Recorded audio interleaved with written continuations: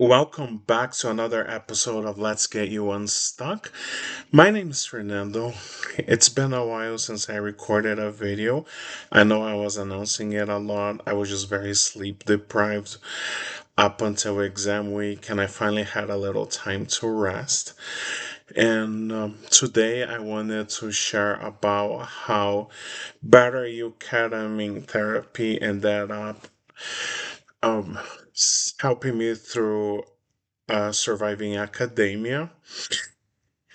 And I know I mentioned a little bit about this in one or possibly more of my previous videos, but so ketamine treatment ended up taking me back, pretty much gave me a journey of my whole life.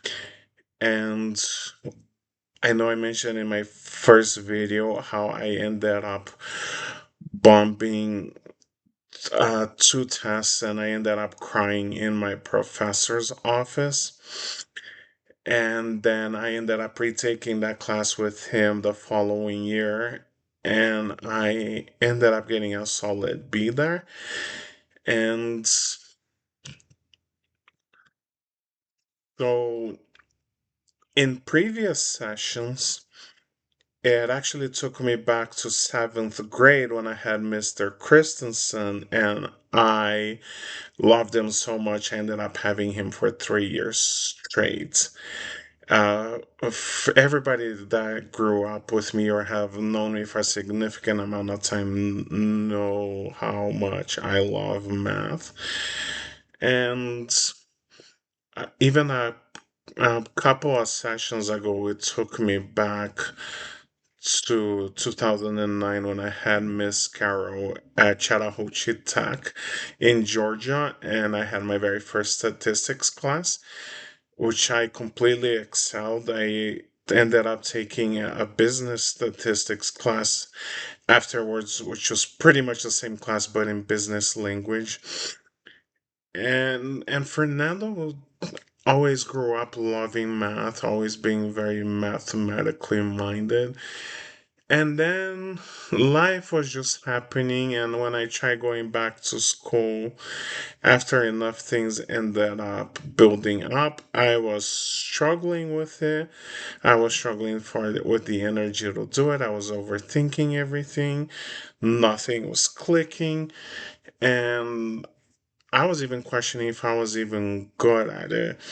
Now, this channel is about healing with ketamine and integrating our experiences.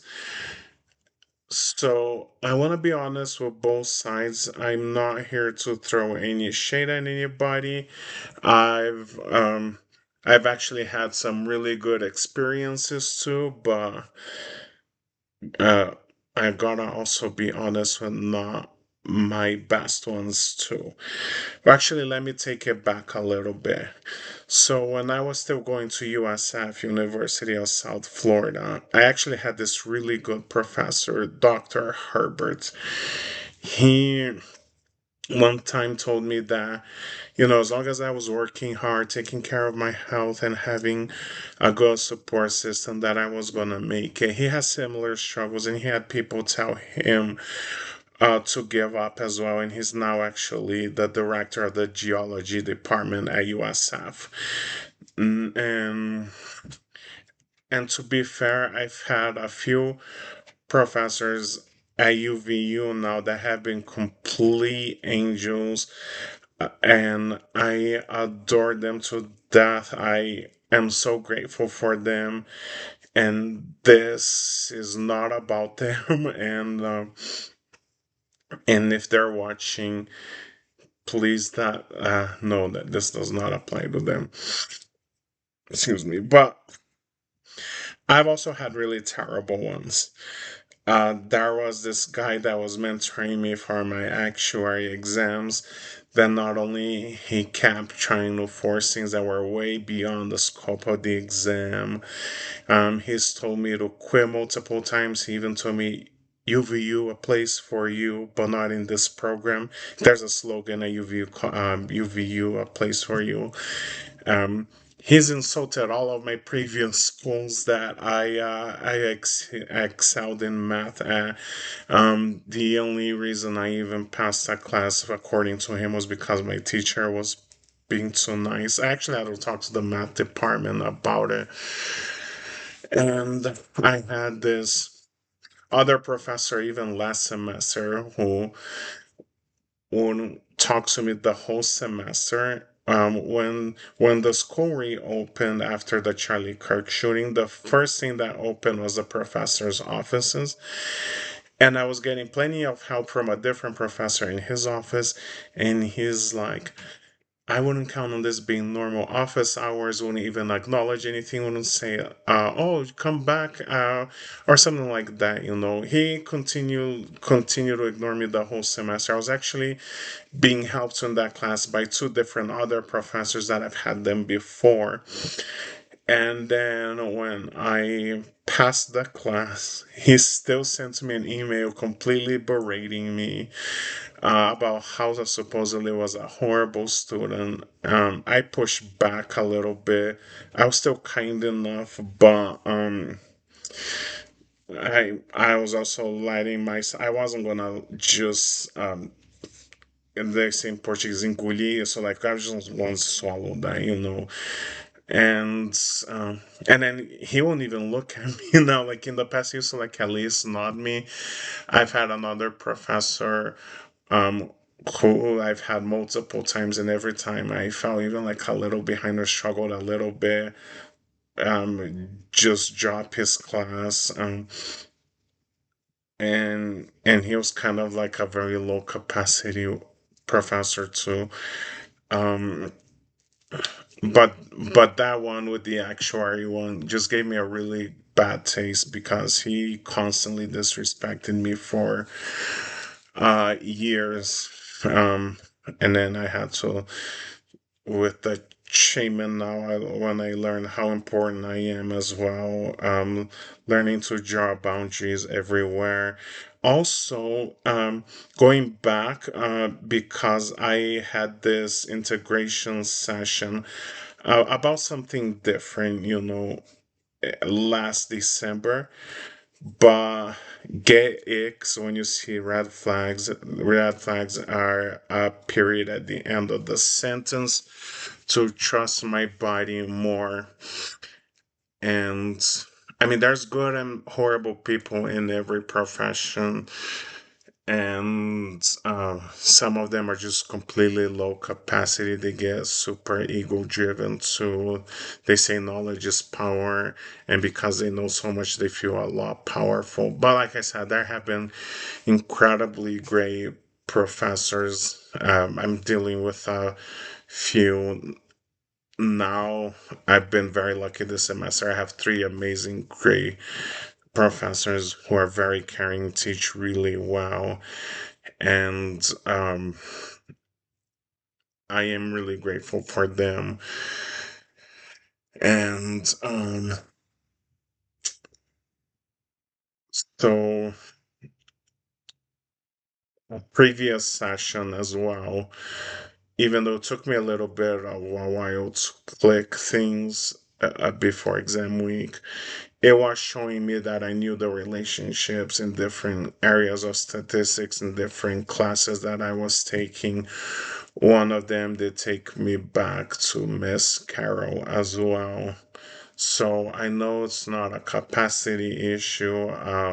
I've been just completely overloaded. I had a lot that I had to overcome, but now here we are, 2 semesters away from graduating. Those psychic professors are gonna have to eat it when they see me. Um, when they see me at graduation. Oh, I forgot to include um my promo code if you do feel that ketamine therapy would benefit you, go to betteryoucare.com. Use my promo code Nando84. This is not medical advice. This is just a patient that's been on his own healing journey. But if you do go that route, uh, I think you're gonna have to take like a little assessment, and their clinician would tell you if you are a candidate for ketamine therapy or not. But great tool. I did mention in my introductory video, uh, and sorry to bag on UVU on this one, but their mental health resources in their sheet was just a complete joke. They were not accessible to an average student. No, all of them were charging pretty much 200 to 50, even almost $300 a session without any payment plans or anything like that. I'm actually about in the process of making a video talking about how better you ended up making healing so much accessible. Um, Now that I'm back and got caught up in my sleep and all that, I do have a backlog of like at least 5 video ideas, so you should see me post more often. Um, Again, this is just about my own journey, and I was not here to just ruffle feathers or anything like that. There's this famous joke.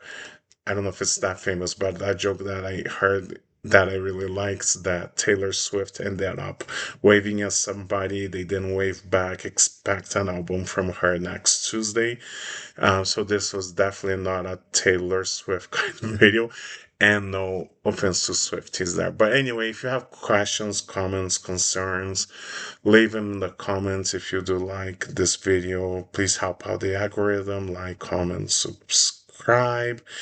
As we say in Portuguese, the three C's, curta, compartilhe, comente, which is pretty much like comment and share in Portuguese, but they all start with C's. Anyway, I hope y'all have an amazing day, and I will see you on the next video.